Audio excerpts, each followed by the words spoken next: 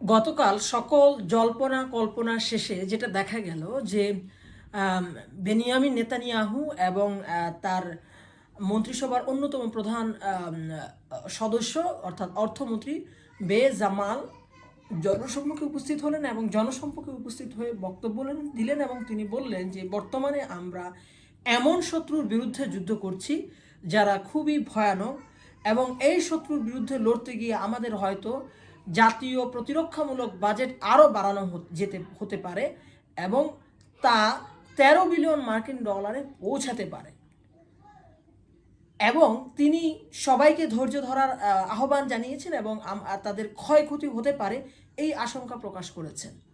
এখন প্রশ্ন হলো যে গত 3 দিন যাবৎ তিনি কেন জনসম্মুখে আসেননি এবং বিভিন্ন জায়গায় যেভাবে ধ্বংসস্তূপ হওয়ার পর পরিদর্শন করতে যেতেন সেখানে তিনি কেন যাননি।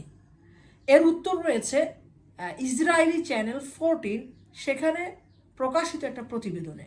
সেই প্রতিবেদনে বলা হয়েছে যে ইসরায়েলের পরবর্তী টার্গেট কারা হতে পারে ইরানের গুরুত্বপূর্ণ নেতাদের মধ্যে। সেখানে বলা হয়েছে মুজতবা খামেনি হতে পারে, গার্ডিয়ান কাউন্সিলের অন্যান্য সদস্য হতে পারে, প্রতিরক্ষা মন্ত্রণালয় থেকে হতে পারে, পররাষ্ট্রমন্ত্রী হতে পারে এবং ডক্টর আলী লারিজানি হতে পারে। অর্থাৎ এই ধরনের লিজে এক ধরনের ভীতিকর যে পরিবেশ সেটা সৃষ্টি করা হচ্ছে। তো তাহলে এর পরিপ্রেক্ষিতে যখন ইরান কর্তৃক একটি চ্যানেলে প্রকাশ করা হলো যে আসলে ইরানের সম্ভাব্য টার্গেট পরবর্তীতে কে হতে পারে, তখন সেখানে বেজালাল বেনগাবির, ইতামির বেনগাবির, নেতানিয়াহু সহ অন্যান্য যে ইসরায়েলের মন্ত্রিসভার সদস্য ছিল তাদের নাম উল্লেখ ছিল। এখন এই নাম প্রকাশ পাওয়ার পরে সবাই হচ্ছে একটা আতঙ্ক তাদের মাঝে তৈরি হয়েছে এবং তারা জনসম্মুখে যাচ্ছেন না, এমনকি তারা তাদের বাড়িতেও থাকছেন না।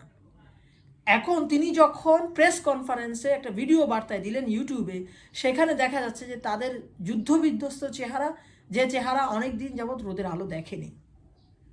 তাহলে দেখা যাচ্ছে যে যুদ্ধ পরিস্থিতি উভয় পক্ষের জন্য কঠিন থেকে কঠিনতর হচ্ছে। অন্যদিকে আমরা যদি ক্ষয়ক্ষতির হিসাব দেখি সেখানে আমরা দেখব যে মার্কিন সেনাবাহিনী কর্তৃক স্বীকৃত হয়েছে যে 150+ অতিরিক্ত সেনা আহত হয়েছেন, 8 জন প্লাস অতিরিক্ত অর্থাৎ গুরুতর আহত হয়েছেন এবং তাদের পর্যন্ত 7 জন সেনা নিহত হয়েছেন। এখন প্রশ্ন হলো যে এইভাবে প্লাস প্লাস দিয়ে বলার কারণ কি? প্লাস প্লাস বলা দিয়ে অর্থ বেশি হতে পারে, তার চেয়েও কমও হতে পারে। তবে ইরান এ পর্যন্ত 111টি ড্রোন ভূপাতিত করেছে ইসরায়েল এবং আমেরিকা। তার মধ্যে হচ্ছে হ্যারন ড্রোন রয়েছে, হারমেস ড্রোন রয়েছে, মার্কিন MQ-9 15 ড্রোন রয়েছে। এর আগে যেটা বলা হয়েছিল যে ইরানকে হুমকি দেওয়া হয়েছিল যে ইরান যেন মাইন না পাতে হরমুজ প্রণালীতে। ইরান মাইন, সমুদ্রে যে ভাসমান মাইন আছে সে মাইন যখন ভাসমান থাকা অবস্থায় হয় তখন একটি জাহাজের একটি অংশ উপরে থাকে আর একটি অংশ পানির নিচে ড্রাফট যেটাকে বলে সেই ড্রাফটিং অবস্থায় থাকে। যখন কোনো জাহাজ সেই মাইন পাতা পানি পথ দিয়ে যায়, সেই মাইনের সাথে ধাক্কা লেগে যাওয়ার সাথে সাথেই বিস্ফোরিত হয় স্থল মাইনের মতো। তো এই অবস্থায় সেখান থেকে আমেরিকা থেকে সতর্কতা জারি করা হয়েছিল যে হরমুজ প্রণালীতে যেন ইরান কোনোভাবেই মাইন না পোতে। কিন্তু কি দেখা গেল, ইরান ঠিকই মাইন পোতা শুরু করলো। আরও একটি বিষয় হয়ে দাঁড়িয়েছে যে ইরাকের ভেতর থেকে যে আক্রমণের কথা বলা হয়েছে, প্রথমত তুরস্ক ইরানের প্রতিবেশী দেশ, ইরান আক্রমণ করা যাবে না তুরস্কের পার্শ্ববর্তী দেশ দিয়ে, এবং ইরানে আক্রমণ করা যাবে না আফগানিস্তান দিয়ে, ইরানে আক্রমণ করা যাবে না পাকিস্তান দিয়ে। তাহলে তুর্কমেনিস্তানের যে অংশটা সেটা হচ্ছে একটা পাহাড়ি অঞ্চল, তাহলে সেই স্থান দিয়েও আক্রমণ করা যাবে না। তাহলে আর রইল হচ্ছে ইরাক, এবং ইরাকের যে কুর্দি মিলিশিয়ারা আক্রমণ করবে তারা যেন আক্রমণ না করতে পারে সেজন্য ইরানের শিয়া মিলিশিয়ারা কিন্তু তাদের উপর আক্রমণ করছে। এখন যেটা দেখা গেল যে হিজবুল্লাহ পর্যন্ত 150 কিলোমিটার দূরত্বের মিসাইল মেরে গ্রাউন্ড স্যাটেলাইট ধ্বংস করে দিয়েছে লেবানন সীমান্তের।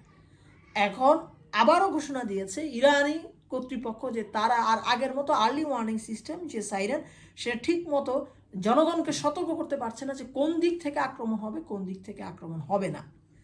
তো ইরানের এই আক্রমণের ব্যাপকতা বোঝাতে যেটা বলেছে বিভিন্ন পত্রপত্রিকা ইসরায়েলে, তারা বলেছে যে Iran has fire 300 missile, about half of them are cluster missile. তাহলে বোঝা যাচ্ছে কি পরিমাণ ক্ষতি হয়েছে। এবং যে বিষয়টা আমাদের মাঝে এখন দাঁড়িয়েছে যে আসলে ট্রাম্প কেন এই যুদ্ধে অংশগ্রহণ করলেন এবং এই যুদ্ধ থেকে তার বেরিয়ে আসার প্ল্যান কি, এক্সিট প্ল্যান কি। এখন ট্রাম্পের বক্তব্য শুনে বোঝা যাচ্ছে যে পররাষ্ট্রমন্ত্রী, সামরিক নিরাপত্তা উপদেষ্টা, মধ্যপ্রাচ্য বিষয়ক উপদেষ্টা এবং ইসরায়েলের প্রধানমন্ত্রী বেনিয়ামিন নেতানিয়াহু তাকে এই যুদ্ধে নামিয়েছেন। এবং এই যুদ্ধের লক্ষ্য এবং উদ্দেশ্য কি তার পূরণ হয়েছে কি হয়নি তিনি বিষয়টা স্পষ্ট করতে পারছেন না। কীরকম? তিনি কখনো বলছেন যে তাদের অধিকাংশ লক্ষ্য উদ্দেশ্য হাজির হয়ে গেছে, তারা ইরানের মিসাইল ডিফেন্স সিস্টেম ধ্বংস করে দিয়েছে, তারা ইরানকে আত্মসমর্পণ করতে বাধ্য করেছে মধ্যপ্রাচ্যে। আবার সেই তারাই আবার মিসাইল সিস্টেম বা পরমাণু বোমা কেন্দ্র যদি, উৎপাদন কেন্দ্র বা ইনরিচমেন্ট সেন্টার যদি ধ্বংস হয়ে থাকে, তারা আবার কেন আক্রমণের জন্য দ্বিতীয়বার গেল সেটা কিন্তু তা স্পষ্ট করতে পারছে না।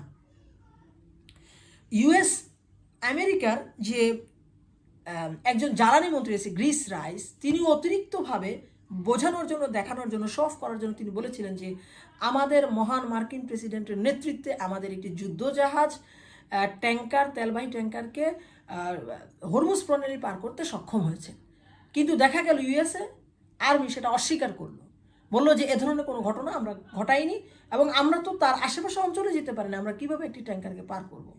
তাহলে দেখা যাচ্ছে যে একটি সমন্বয়হীনতা এই পুরো বাহিনীর মাঝে রয়েছে, আমেরিকান বাহিনীর মাঝে। আরেকটি বিষয় যে ট্রাম্পের যে জামাতা জেরাড কুশনার, তিনি ইসরায়েলে সফর করার কথা ছিল কিন্তু তিনি সফর করেননি। এবং আরেকটি বিষয় যে যে পরিমাণ ক্ষয়ক্ষতি আমেরিকান আর্মির হয়েছে তা আসলে কিভাবে লুকাবে আমেরিকান আর্মি।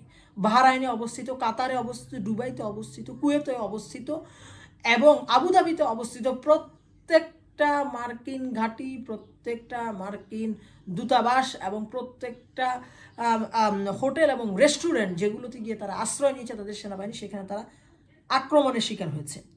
তাহলে এই যে ক্ষতি, সেই ক্ষতিটা কিভাবে আসলে সামলাবে।